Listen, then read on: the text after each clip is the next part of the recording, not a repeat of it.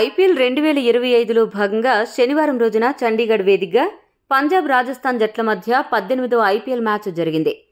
ఈ మ్యాచ్లో పంజాబ్పై రాజస్థాన్ జట్టు 50 పరుగుల భారీ తేడాతో గెలిచి విజయ ఢంకా మోగించింది. ఈ మ్యాచ్లో గెలవడం ద్వారా రాజస్థాన్ జట్టు ఈ సీజన్లో రెండో విజయాన్ని తమ ఖాతాలో వేసుకుంది. ఈ సీజన్లో ఇప్పటివరకు ఆడిన 2 మ్యాచ్ల్లో విజయం సాధించిన పంజాబ్ జట్టు తమ సొంత మైదానంలో విజయం సాధించి హ్యాట్రిక్ సాధిద్దామని భావించి భంగపడింది.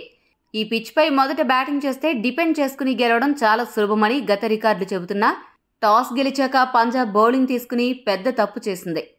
సొంత గడ్డపై ఆడిన మొదటి మ్యాచ్లోనే పంజాబ్ ఓడిపోయి ఆ జట్టు అభిమానులను తీవ్రంగా నిరాశపరిచింది. ఈ మ్యాచ్లో పంజాబ్ జట్టు ఓడిపోవడానికి కొన్ని బలమైన కారణాలున్నాయి. ఆ జట్టు బౌలింగ్ కొద్దిగా గాడి తప్పింది. బౌలర్లందరూ కూడా భారీగా పరుగులు సమర్పించుకుని ఆ జట్టు గెలుపు అవకాశాలను నీరుగార్చారు.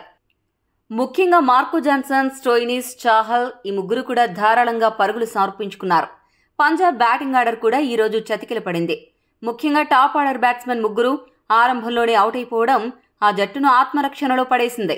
అదే సమయంలో రాజస్థాన్ బౌలర్లు అద్భుతమైన డిసిప్లిన్తో అసాధారణ బౌలింగ్ చేసి అబ్బురపరిచారు. ముఖ్యంగా జోఫ్రా ఆర్చర్, సందీప్ శర్మ, తీక్షణ ముగ్గురు కూడా సూపర్ బౌలింగ్లో అర్పించారు. పంజాబ్ను మట్టి కరిపించారు. ఒకానొక సమయంలో వధేరా, మాక్స్వెల్ కారణంగా పంజాబ్ గెలిచేలాగా అనిపించినా వరుస బంతుల్లో మాక్స్వెల్, వధేరా అవుట్ అవ్వడం మ్యాచ్ను మలుపు తిప్పింది. పంజాబ్ గెలుపు అవకాశాలకు గండిపడింది. అలా ఈ సీజన్లో సంజు శాంసన్ కెప్టెన్సీ బాధ్యత తీసుకున్న మొదటి మ్యాచ్లోనే రాజస్థాన్ను గెలిపించాడు. ఇక పాయింట్స్ టేబుల్ చూసుకుంటే ఈ మ్యాచ్లో భారీ తేడాతో ఓడిపోయి పంజాబ్ జట్టు వారు అగ్రస్థానాన్ని కోల్పోయి ఏకంగా 4వ స్థానంకి పడిపోయింది. మరోవైపు రాజస్థాన్ జట్టు 50 పరుగుల తేడాతో గెలవడం ద్వారా నెట్ రన్ రేట్ని భారీగా మెరుగుపరుచుకుని టేబుల్లో 9వ స్థానం నుండి 8వ స్థానంకి దూసుకువెళ్లింది. ఈ మ్యాచ్ హైలైట్స్ విషయానికొస్తే టాస్ గెలిచిన పంజాబ్ జట్టు బౌలింగ్ చేయాలని నిశ్చయించుకుంది. బ్యాటింగ్కు దిగిన రాజస్థాన్ జట్టుకు ఓపెనర్లు జైస్వాల్, సంజు శాంసన్ ఇద్దరూ కలిసి అద్భుత బ్యాటింగ్తో శుభారంభం అందించారు. చాలా కాలం తర్వాత రాజస్థాన్ జట్టు ఓపెనర్లు ఒక స్థిరమైన ఇన్నింగ్స్ ఆడి ఒక గొప్ప ఆరంభాన్ని జట్టుకు అందించడం జరిగింది.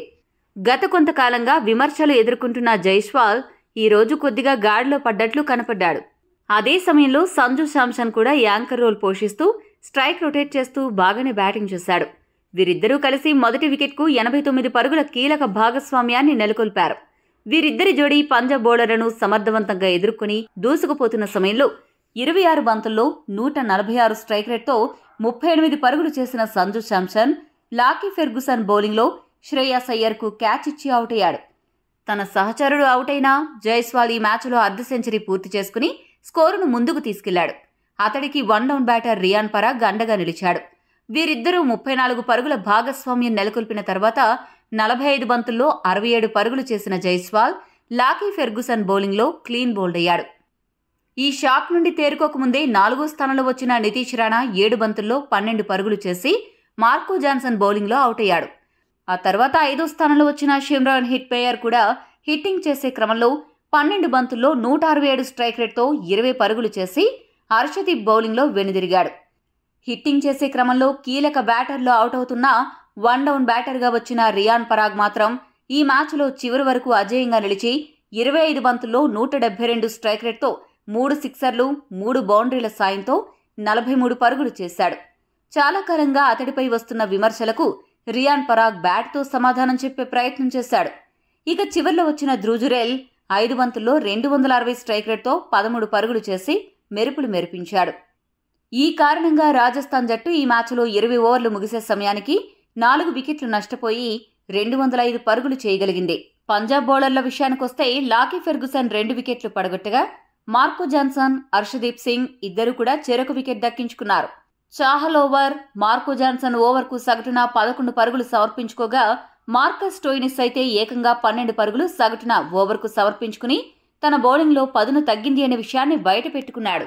206 పరుగుల భారీ లక్ష్యంతో బరిలోకి దిగిన పంజాబ్ జట్టుకు మొన్న మ్యాచ్లోనే ఫామ్లోకి వచ్చిన ఆర్చర్ ఈ మ్యాచ్లో మొదటి ఓవర్లోనే గురితప్పని బాణంలా బౌలింగ్ చేసి మొదటి ఓవర్ మొదటి బంతికే ఓపెనర్ ప్రియామ్ షారియను గోల్డెన్ డకౌట్ చేయగా 1 డౌన్ బ్యాటర్ శ్రేయస్ అయ్యర్ను అదే ఓవర్ ఆఖరి బంతికి 10 పరుగుల వద్ద అవుట్ చేశాడు. ఈ ఇద్దరు కూడా ఆర్చర్ బౌలింగ్లో క్లీన్ బౌల్డ్ అవడం గమనార్హం. అలా ఆర్చర్ దెబ్బకు మొదటి ఓవర్లోనే పంజాబ్ జట్టు షేక్ అయిపోయింది. ఇలాంటి క్లిష్ట పరిస్థితుల్లో opener Prabhsimran Singh, Marcus Stoinis ఇన్నింగ్స్ను చక్కదిద్దే ప్రయత్నం చేయాలని అనుకున్నారు. కానీ ఆ ప్రయత్నం అస్సలు మొదలు కాకముందే స్టోయిని 7 బంతుల్లో 1 పరుగు మాత్రమే చేసి సందీప్ శర్మ బౌలింగ్లో క్యాచ్ అండ్ బౌల్డ్ అయ్యాడు. దీంతో పంజాబ్ జట్టు 26 పరుగులకే 3 వికెట్లు కోల్పోయి పవర్ ప్లేలోనే బోలెడన్ని కష్టాలను మూటగట్టుకుంది. ఈ వరుస ఎదురుదెబ్బలను మరిచిపోకముందే ఓపెనర్ ప్రభ్సిమ్రాన్ సింగ్ కూడా 17 పరుగుల వద్ద కుమార్ కార్తికేయ బౌలింగ్లో ఎగిరిపోయాడు. దీంతో బ్యాటింగ్ భారం మొత్తం పంజాబ్ మిడిల్ ఆర్డర్పై పడింది. ఈ పరిస్థితుల్లో నేహాల్ వధేరా, గ్లెన్ మ్యాక్స్వెల్ పంజాబ్ను గెలిపించే బాధ్యత భుజాన వేసుకున్నారు. గత మ్యాచ్లో దూకుడు ప్రదర్శించిన వధేరా ఈ మ్యాచ్ మెచ్యూరిటీ చూపిస్తూ ఇన్నింగ్స్ నిర్మించాడు. మ్యాక్స్వెల్ కూడా అతడికి అండగా నిలిచాడు. చూస్తుండగానే 33 బంతుల్లో అర్ధ సెంచరీ పూర్తి చేసుకుని వధేరా రాజస్థాన్పై సమరశంఖం పూరించాడు. వీరిద్దరి భాగస్వామ్యం దెబ్బకు రాజస్థాన్ జట్టుకు గెలుపు ఆశలు ఆవిరవుతున్న సమయంలో పంజాబ్కు ఊహించిన విధంగా దిమ్మ తిరిగిపోయింది. వధేరా, మ్యాక్స్వెల్ కలిసి 5వ వికెట్కు 88 పరుగుల భాగస్వామ్యం నెలకొల్పిన తర్వాత తీక్షణ వేసిన 14వ ఓవర్ చివరి బంతికి 21 బంతుల్లో 30 పరుగులు చేసిన మ్యాక్స్వెల్ అవుట్ అవ్వగా, హసరంగా వేసిన 15వ ఓవర్ మొదటి బంతికి 41 బంతుల్లో 62 పరుగులు చేసిన వధేరా అవుట్ అయ్యాడు. ఇద్దరు సెటిల్డ్ బ్యాట్స్మెన్ వరుస బంతుల్లో అవుట్ అవడంతో మ్యాచ్ ఒక్కసారిగా రసకందాయంలో పడింది. రాజస్థాన్కు గెలుపు అవకాశాలు అమాంతం పెరిగిపోయాయి.